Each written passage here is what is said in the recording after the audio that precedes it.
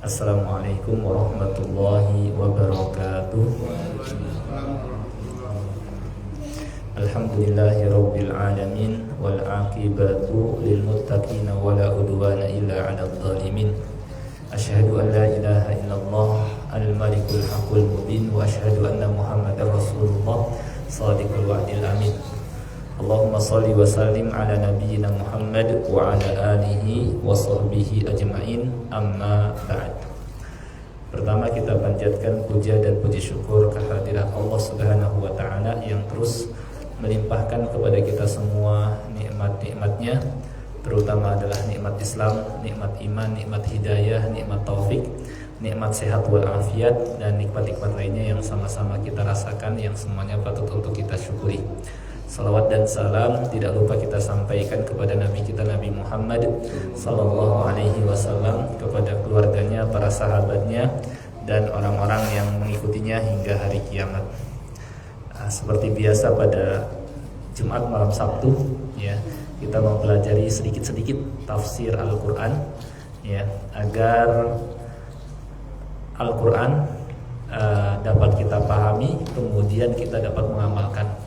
Karena memang Allah turunkan Al-Quran bukan sekedar dibaca, tetapi untuk dipahami dan diamalkan. Gimana kita bisa mengamalkan kalau kita tidak paham? Istilahnya ini ada petunjuk, cuma bahasanya bukan bahasa kita misalnya, ya. Maka mau gak mau supaya kita paham, kita harus pelajari, ya diantaranya dengan tafsir ini, ya, dengan tafsir. Terakhir itu kita sampai ayat berapa Pak dari surah Al-Baqarah? 37 ya. Ini ya, berarti ini sudah kita masuk ke ayat 38 ya. Kita baca dulu, bisa diikuti. A'udzu billahi minasy syaithanir rajim.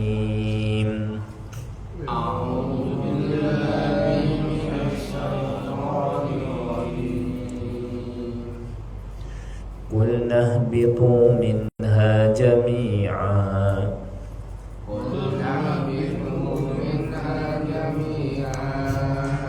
fa imma ya'tiyannakum minni huda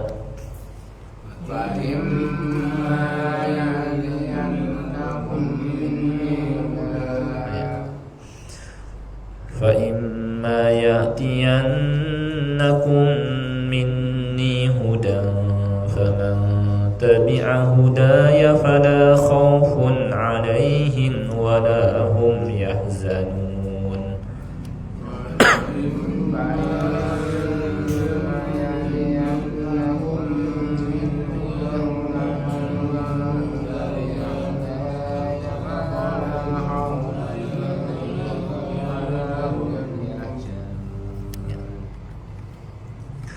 والذين كفروا وكذبوا بآياتنا أولئك أصحاب النار.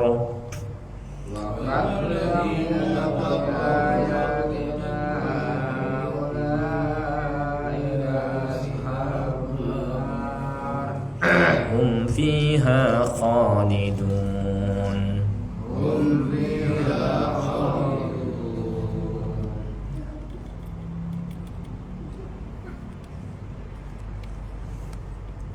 يا بني إسرائيل اذكروا نعمتي التي أنعمت عليكم وأوفوا بأهدي أوف بأهدكم وإياي فارهبون.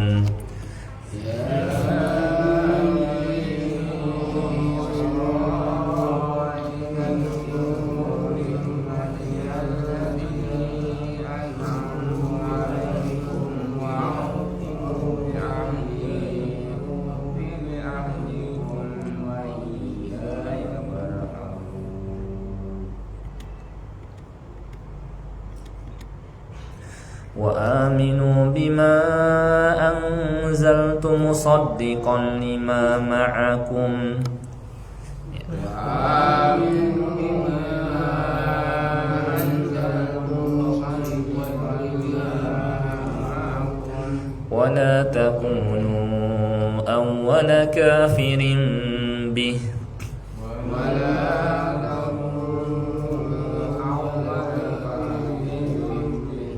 ولا تشتروا بآياتي ثمنا قليلا وإياي فاتقون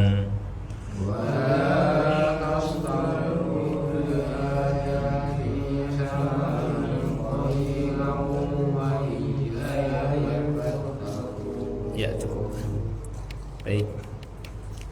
Kita pelajari dari ayat 38. Firman Allah Ta'ala, Qul nahbitu minha jami'a. Kami berfirman, Allah berfirman, turunlah kamu semua. Yani siapa? Nabi Adam alaihissalam, Hawa, juga jin, iblis, ya, dari surga itu. Ya. Baik, tentang surga di sini, ya. Ada sebagian orang kelompok namanya kaum Mu'tazilah. Kaum Mu'tazilah ini mereka mengedepankan akal daripada wahyu. Kemudian mereka memiliki pendapat yang nyeleneh.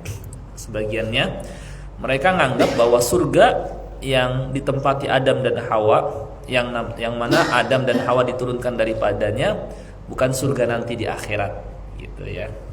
Tetapi sebuah kebun yang tinggi di bumi. Jadi mungkin ada perbukitan, ya, di situ ada tempat yang indah, ya. Karena memang mereka melihat arti jannah itu kebun. Mereka menganggap itu bukan surga yang nanti ditempati oleh manusia, orang beriman di akhirat, tapi sebuah kebun, ya. Tetapi pendapat ini adalah keliru, ya. Karena susunan Al-Quran menunjukkan bahwa itu adalah surga yang memang tempat yang penuh dengan kenikmatan yang dipersiapkan untuk orang-orang yang bertakwa di akhirat.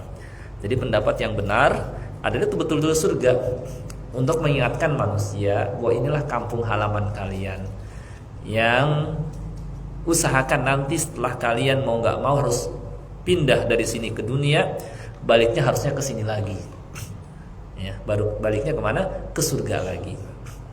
Dan sudah kita pelajari sebelumnya bahwa hikmah kenapa Allah Subhanahu wa taala kok enggak tetapkan saja tinggalnya di mana? Di surga. Tapi kok sampai ditempatkan di dunia. Hikmahnya menurut Imam Ibnul Qayyim adalah agar nantinya ketika manusia memasuki surga menjadi tahu betapa nikmatnya surga. Karena nikmatnya sempurna, ya, kekal abadi. Karena orang kalau nggak merasakan kebalikan, nggak tahu, ya, tentang betapa besarnya nikmat surga. Sebagaimana kalau tidak ada malam, orang nggak tahu betapa terangnya siang. Orang nggak tahu betapa misalnya nikmatnya melihat kalau umpamanya suasana atau orang misalnya tertidur merem misalnya, gitu. Maka dengan adanya diturunkan Nabi Adam alaihissalam dari surga, ya, ke dunia agar merasakan dulu seperti inilah kehidupan dunia, ya, sehingga kalau nanti dimasukkan lagi ke dalam surga semakin merasakan betapa besarnya nikmat ini. Itu diantara hikmahnya, ya. Kemudian kata Allah Subhanahu wa taala, nah di sini, fa imma ya'tiyannakum minni, apabila datang kepada kalian petunjukku. Petunjuk Allah Subhanahu wa taala ada di mana? Pak? Al-Qur'an. Ada di hadis juga, ya, Al-Qur'an dan As-Sunnah lah istilahnya. Itu pedoman hidup yang Nabi SAW pernah bersabda, aku tinggalkan kepada kalian dua perkara yang kalau kalian berpegang dengan keduanya kalian gak akan tersesat selama-lamanya, yaitu kitabullah dan sunnahku, gitu. Nah, petunjuk Allah ada di situ. Nah, siapa yang kata Allah famang tabi'a hudaya, siapa yang mau mengikuti petunjukku, ya, yakni dengan apa? Kalau kepada Rasul, dengan beriman kepada Rasul tersebut, demikian pula kepada kitab yang dibawanya, ya, yang mana kitab yang dibawanya, ya, atau dan beriman kepada kitab yang dibawanya serta menjadikannya sebagai petunjuk dengan membenarkan berita yang disampaikannya, ya, dan yang tercantum dalam kitab itu, serta mengikuti perintah yang ada di dalamnya dan menjauhi larangannya. Jadi intinya adalah, ya, siapa yang mau mengikuti petunjuk Allah Subhanahu wa taala, menjadikan sebagai pedoman, beriman kepada isinya, mengamalkan perintah yang ada di dalamnya, menjauhi larangan. Nah, itu maksud apa? Mengikuti petunjuk Allah Subhanahu wa taala. Ada perintah dilaksanakan, ada larangan dijauhi, berita yang disampaikan dibenarkan. Ya. Apa yang diperoleh? Fala khaufun, enggak perlu khawatir. Khawatir ini biasanya terhadap apa, Pak? Perkara yang ada di hadapan, yang nanti akan dia hadapi, nggak perlu khawatir. Apa yang ada di hadapan? Ya, masa mendatang, alam kubur, alam akhirat, ya, kematian, alam kubur, alam akhirat. Nggak perlu khawatir kalau nanti meninggal. Ya, kenapa kok nggak perlu khawatir? Karena akan dibuat nyaman, diberikan kabar gembira, sebagaimana dalam ayat lain Allah Subhanahu wa taala berfirman, "Innal ladzina qalu rabbunallah tsumma istaqamu fala khaufun 'alaihim wa lahum yahzanun." Atau tatanazzalu 'alaihimul malaikah. Para malaikat akan turun memberikan kabar gembira. Menyatakan alla takhafu, jangan takut. Wala tahzanu, jangan bersedih. Jadi ketika akan meninggal ditenangin, udah enggak usah takut. Udah enggak usah sedih. Ya. Enggak, kan kita semua pasti takut. Kalau nanti saya meninggal, saya bakal disiksa. Kalau saya nanti ketika meninggal, ya, saya di alam kubur, ya, sudah sendiri, kemudian sepi, nggak ada cahaya, kemudian disiksa juga. Wah, nah, kata Allah kalau ngikutin petunjuk Allah gak usah khawatir. Nah, itu gak usah khawatir. Jadi apa yang dia akan ditenangkan, jadi nyaman. Ya, bahkan dia akan mendapatkan kebalikannya, nikmat di kubur. Kuburan yang sempit jadi luas. Kuburan yang tadinya gelap jadi terang, ya. Dan kuburnya yang tadinya kalau secara kasat mata itu, kalau lubangnya kecil, yang lahat kan kecil, ya. Di dalam bawah tanah itu adanya apa sih? Kali yang ada cacing, ulat, kecoa, ular, ya, kalau kelabang, kalajengking, pokoknya secara kasat mata. Tapi itu semua akan berubah menjadi raudhah min riyadil jannah, salah satu taman surga. Itu kalau kita ngikutin petunjuk Allah. Ngikutin petunjukku, tenang, gitu istilahnya. Kebalikannya kalau nggak ngikutin petunjuk Allah, bakal ya, wah, ngeri banget, serem dah kayak gitu, ya. Fala khaufun, nggak perlu khawatir. Ya, kita lihat. Jadi terhadap hal yang akan mereka hadapi dari perkara akhirat, ya, termasuk alam kematian, alam kubur dan alam akhirat, nggak perlu khawatir, ya. Dan kuburan akan jadi apa? Tempat istirahat, ya. Sebagian orang mengira bahwa kematian itu menjadi istirahat setiap orang. Betul nggak kira-kira, Pak? Belum tentu, belum tentu, tergantung orangnya. Dia di dunia dulu gimana keadaannya. Kalau di dunia dia ngikutin petunjuk Allah, beriman, bertakwa, berbuat baik, maka kuburan iya jadi tempat istirahat. Cuma kalau dia ketika di dunia nggak ngikutin petunjuk Allah, nggak melaksanakan perintah, nggak menjauhi larangan. Apa contoh? Nggak melaksanakan perintah, sholat enggak, zakat enggak, puasa enggak, gitu, ya. Gitu. Apalagi sampai kafir, naudzubillahi min dzalik. Ya udah, dia bukan bukan kuburan, bukan jadi tempat istirahatnya, ya. Dia akan tambah lebih menderita. Sudah di dunianya menderita, di akhirat tambah menderita, naudzubillahi min dzalik, gitu, ya. Nah, ini yang kita khawatirkan. Sana dulu. Nah, itu. Jadi makanya suatu ketika di zaman Nabi Shallallahu Alaihi Wasallam ada mayit lewat, jenazah lewat. Kata Nabi SAW, mustarih au mustarah minhu. Keadaan orang ini bisa istirahat atau yang lain istirahat daripadanya. Gitu. Jadi manusia yang meninggal itu bisa istirahat, bisa juga malah tambah menderita. Gitu. Ya. Nah, kalau mau istirahat gimana? Ya ikutin petunjuk Allah Subhanahu wa taala itu aja. Nah, karena anggapan setiap orang kalau meninggal itu bakal istirahat, sehingga apa? Sebagian orang lebih memilih bunuh diri karena nganggap bahwa dia itu kalau meninggal udahlah lepas, selesai dari berbagai macam permasalahan. Belum tentu. Kalau meninggalnya bunuh diri malah tambah ya menderita lagi, menyesal lagi, ya. Nah itu. Walahum yahzanun, dan mereka juga tidak perlu bersedih hati, ya. Kalau bersedih hati apa sih? Terhadap yang dia tinggalkan, ya. Dari perkara dunia dan kenikmatannya, ya. Karena orang meninggal itu harus meninggalkan ya yang dicintai, keluarga, anak, istri, harta, ya, dan barang-barang yang dia ataupun kawan, ya, kerabat, ya, yang dia senang tadinya ngumpul dengan mereka, tapi mau nggak mau karena Allah sudah tetapkan bagi yang hidup di dunia ini pasti lambat laut, cepat atau lambat dia harus meninggalkannya. Walakum fil ardi mustaqarru wa mata'un ilahin. Kamu di muka bumi ada tempat menetap dan boleh bersenang-senang cuma sampai waktu yang ditentukan. Maksudnya itu kita enggak istilahnya kekal di dunia ini. Ya, orang-orang dulu udah pada enggak ada. Nanti kita akan nyusul. Nah, kalau mau nyusul tenang, nyaman, nggak perlu khawatir, nggak perlu sedih, ini jalannya. Itu seakan-akan gitu. Ya, maka mereka tidak perlu bersedih hati terhadap yang ditinggalkan. Nggak perlu sedih dengan harta yang ditinggalkan, nggak perlu sedih dengan anak dan istri yang ditinggalkan. Kenapa?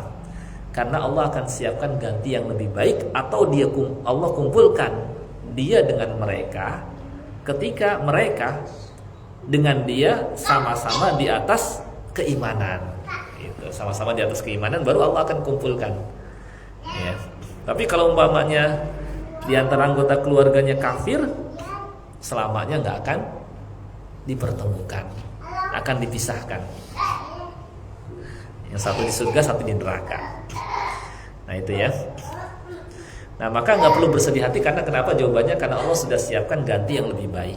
Makanya kan doa untuk orang yang meninggal dunia kan ada Allahumma gfir lahu warhamhu wa'afi wa'fu anhu wa akrim nuzulahu wa wasi' mudkhalahu waghsilhu bil ma'i wath thalji wal bard wa naqqihi minal khataaya kama naqaita thawbal abyadha minad danas wa abdilhu daran khairan min dar. Ya Allah, gantikan dia ya tempatnya yang lebih baik daripada tempatnya di dunia. Wa zaujan khairan min zauji. Istrinya yang lebih baik lagi gitu. Dan seterusnya. Dan mereka enggak perlu bersedih hati. Itu janji Allah. Sebaliknya, nah ini, walladzina kafaru, adapun orang-orang yang kafir, wa kadzdzabu bi ayatina, dan mendustakan ayat-ayat kami yang datang kepada mereka, yang dibawa oleh Rasul kami. Yani enggak mau beriman, enggak mau mengikuti petunjuk Allah Subhanahu wa taala, beriman enggak, apalagi ngikuti. Ya. Nah, maka ya sudah, di samping enggak dapatkan ketenangan, ya, yang ada penuh ketakutan, juga akan bersedih, menyesal sejadi-jadinya. Adapun orang yang kafir dan mendustakan ayat-ayat kami 148, kita lihat, yakni Al-Qur'an, gitu ya. Yang ayat-ayat kami adalah Al-Qur'an. Mereka itu penghuni neraka, disebut dengan ashab. Ashab itu jamak dari kata sohib. Sohib itu artinya kawan, ya. Disebut penghuni neraka orang-orang kafir, kawannya neraka, karena mereka membersamainya selalu di situ. Dan mereka nggak akan dikeluarkan daripadanya. Wa ma hum bi kharijina minan nar, kata Allah.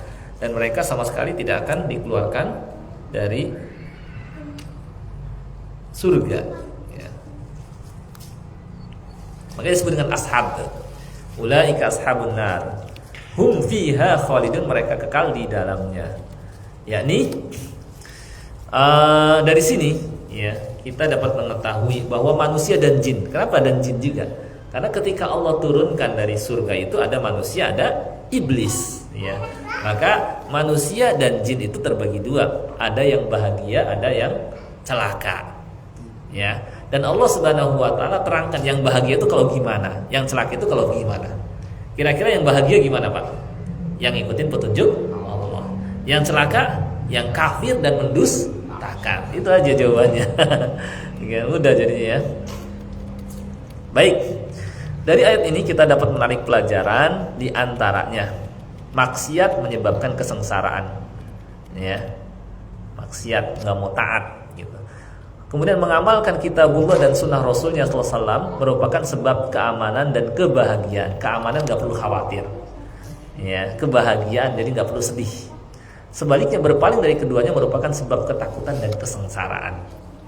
Yang ketiga, balasan terhadap kekafiran dan sikap mendustakan ayat-ayatnya menyebabkan pelakunya kekal di neraka. Na'udzubillahi min dzalik. Jelas Pak ya? Ya.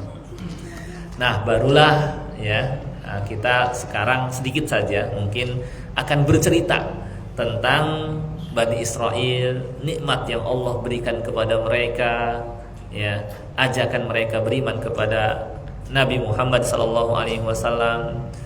Allah juga ingatkan mereka kepada hari kiamat, hari ketika itu nggak berguna harta dan anak, ya, serta beberapa perintah dan larangan kepada Bani Israel.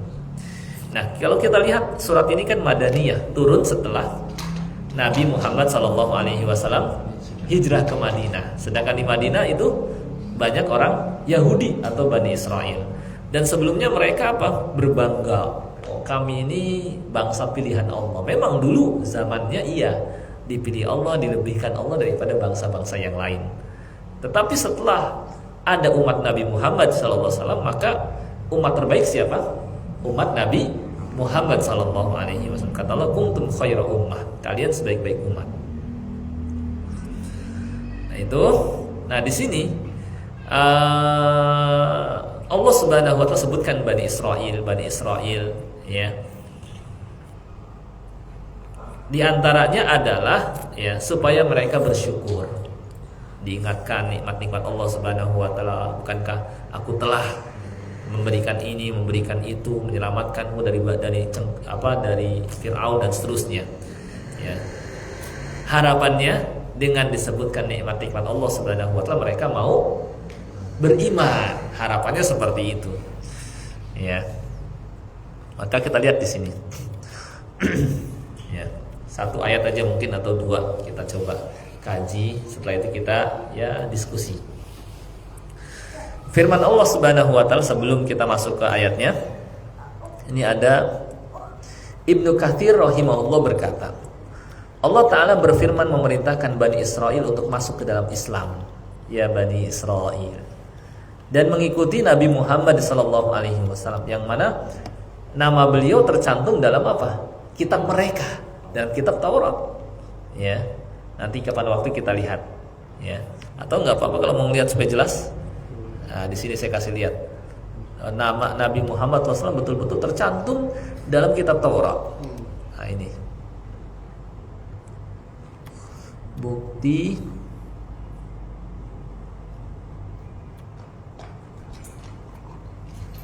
Nah, ini suaranya saya kecilin dulu.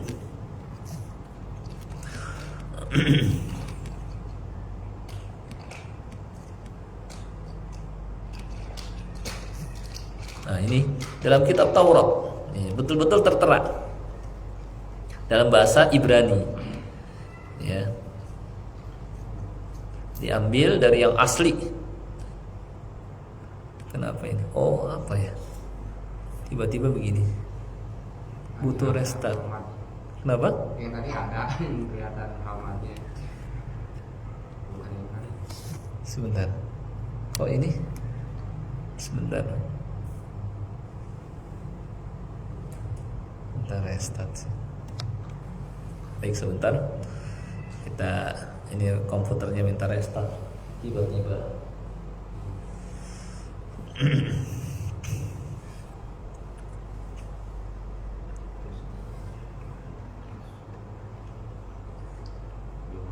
Jadi nama Nabi Muhammad SAW betul-betul tertera dalam kitab Taurat, ya. Injil, gitu ya.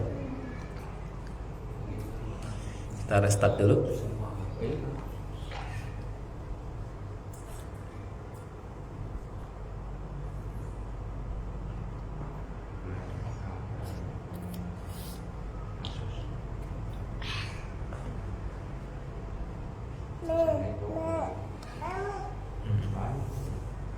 Iya.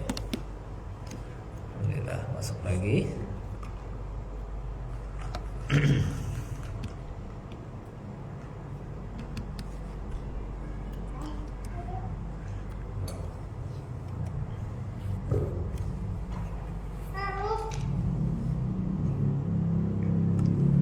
Kenapa nih?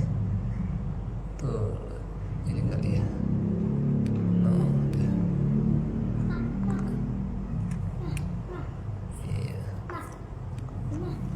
Ini kita close. Oh.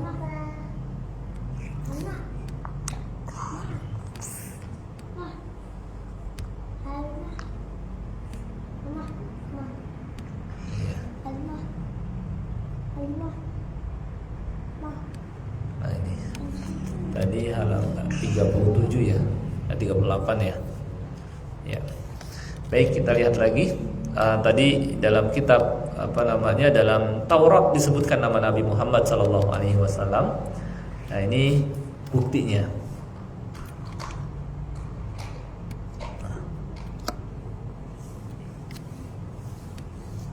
Ini kita lihat.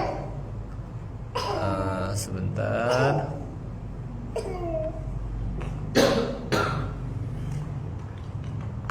Ya. Nah, menggunakan software.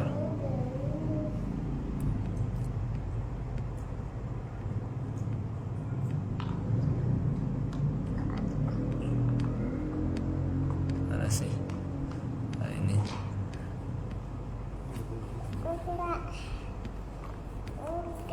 Nah ya, ini diambil dari kitab Taurat dalam bahasa Ibrani, kemudian diterjemahkan. Nah, masih ada sampai sekarang.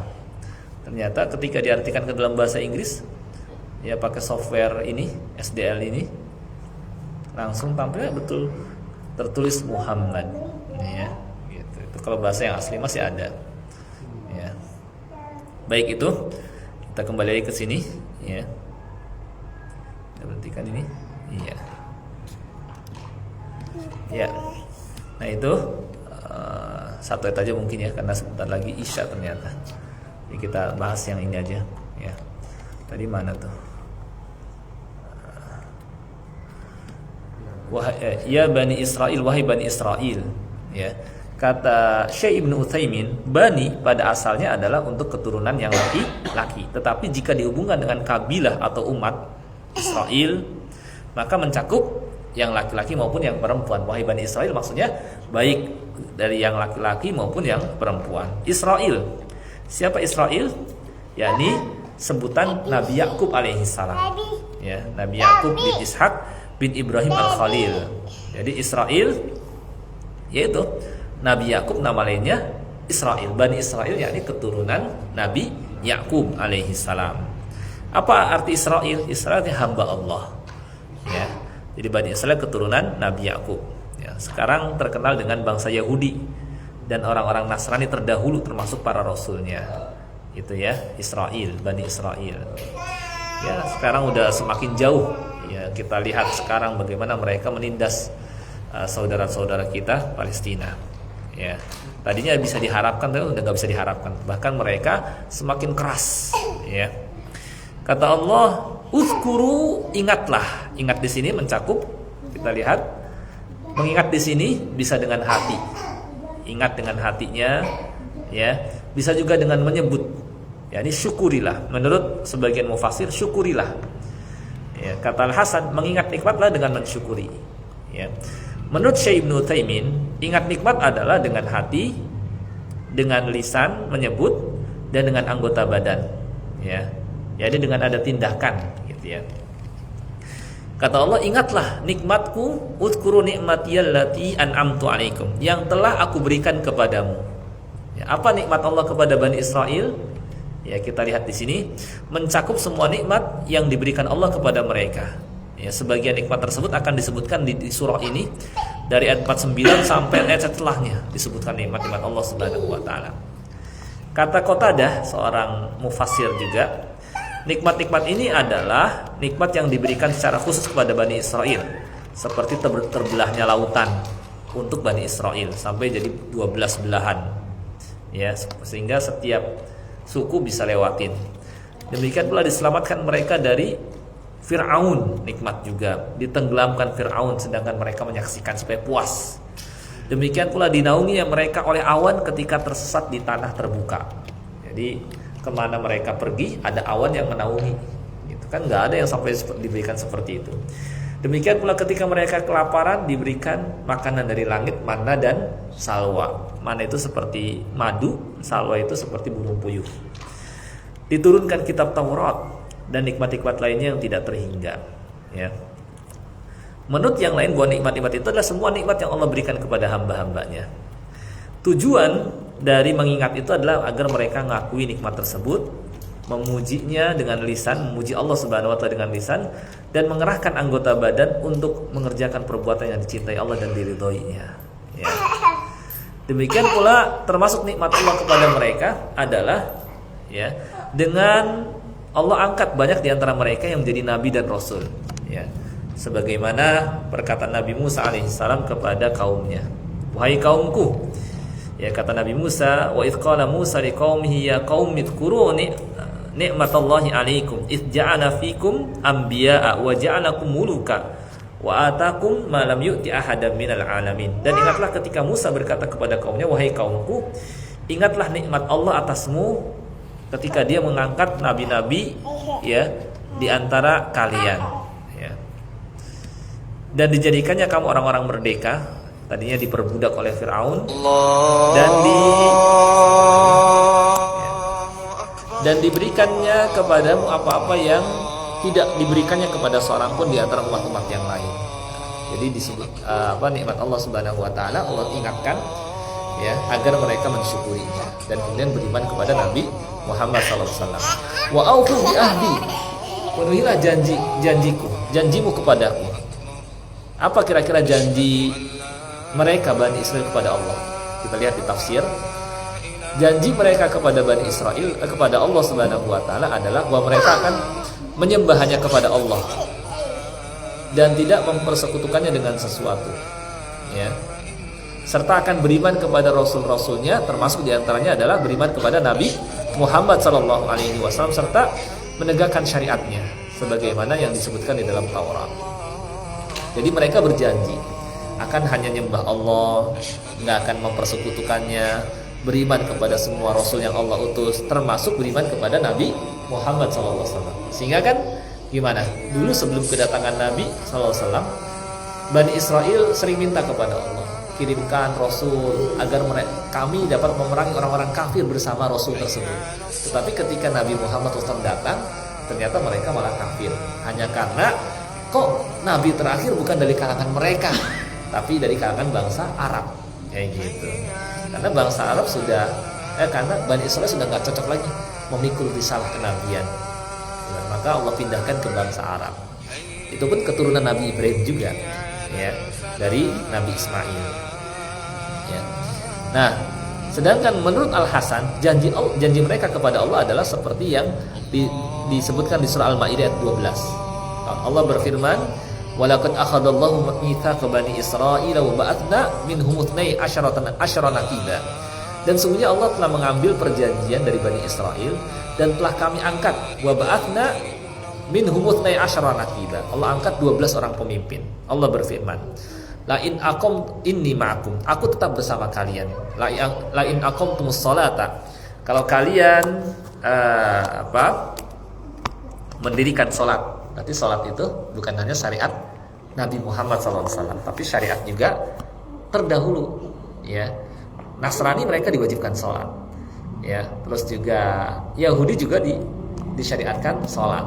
Lalu kok mereka kayak Nasrani kok cuma hari Ahad saja, gitu. Kok Yahudi cuma hari Sabtu aja? Jawabannya itu Jumatan ya kaum muslimin. Harusnya mereka setiap hari. harusnya. Cuma mereka ya jadi cuma istilahnya kalau orang muslim cuma sholatnya hari Jumat doang. Padahal harusnya setiap hari gitu ya. Nah ini janji mereka akan kalau kamu, kata Allah, aku akan tetap bersama kamu kalau kamu mendirikan sholat, menunaikan zakat, serta beriman kepada para rasulku, dan kau bantu mereka, dan kau pinjamkan kepada Allah ya pinjaman yang baik ya. Sebentar, sedikit lagi. Pinjaman yang baik, mana tadi itu? Sesungguhnya aku akan menutupi dosa. La ukaffiranna ankum sayyi'atikum wa la udkhilannakum jannat. Allah akan juga masukkan mereka ke dalam surga yang mengalir di bawahnya sungai-sungai. Faman kafara minkum ba'da dzalik faqad dhalla sawa'as sabil. Tapi barang siapa yang kafir di antara kamu setelah itu, dia telah tersesat dari jalan yang lurus. Jadi di sini Allah perintahkan, kamu kan sudah berjanji dulu. Ya. Kepadaku, coba penuhi janjimu. Aku akan penuhi janjiku. Apa janji Allah kepada mereka? 157 kita lihat, yakni Allah pasti akan tutupi dosa-dosa, akan hapuskan, dan Allah akan masukkan mereka ke dalam surga. Itu janji Allah. Ufi bi ahdikum wa iyya farhabun, dan takutlah kepadaku saja. Ya, yakni di sini kita lihat menurut Ibnu Abbas ya, bisa saja kamu mendapatkan hukuman seperti yang menimpa nenek moyangmu dahulu yang telah kamu ketahui, di mana mereka karena nggak mau nurut, akhirnya Allah rubah bentuk fisiknya menjadi kera gitu ya. Nah, itu. Karena mereka jangan sampai kata Al-Baghawi, takutlah kepada Allah saja dan jangan sampai kamu melanggar perjanjian. Ya. Jadi kata Ibnu Katsir di sini, ini merupakan permintaan dari target dorongan.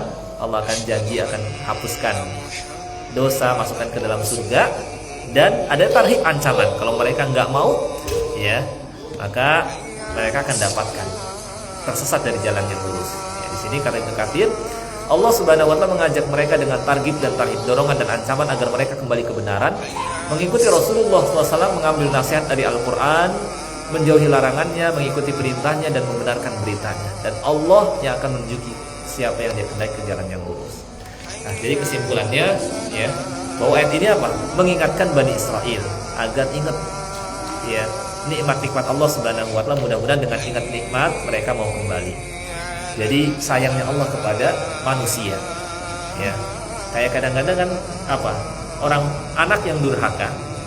Kali aja dia mau sadar, mau taat kepada orang tua, maka orang tua ingetin. Nak, inget enggak, nak?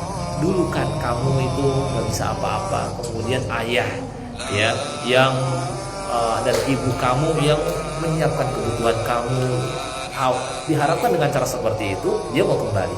Kalau Allah lebih sayang kepada hambanya daripada orang tua kepada anaknya.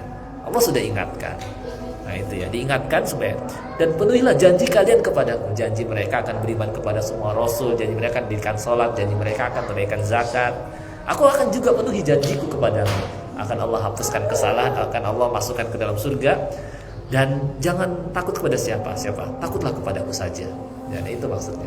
Jelas nggak Pak? Ya mudah-mudahan jelas ya. InsyaAllah ayat ini mudah semakin jelas kan InsyaAllah apa maksud janji mereka kepada Allah. Karena waktu Isya sudah tiba, jadi gimana? Cukup ya? Tadi saya mau adakan, berarti nggak usah banyak-banyak nih, mungkin satu ayat aja udah. Iya tadi ya, lupa. Betul. Iya betul. Iya ya. Ke depan insyaallah mungkin satu ayat atau dua ayat aja. Setelah itu ini mah kita diskusi gitu ya supaya hidup suasananya ya. Baik, saya kira sampai di sini. Mudah-mudahan yang sedikit ini bisa kita pahami dan kita amalkan. Kurang lebihnya mohon maaf karena waktu Isya sudah tiba. Kita tutup dengan doa kafaratul majlis. Subhanakallahumma bihamdik, asyhadu an la ilaha illa anta, astaghfiruka wa atubu ilaik. Assalamualaikum warahmatullahi wabarakatuh.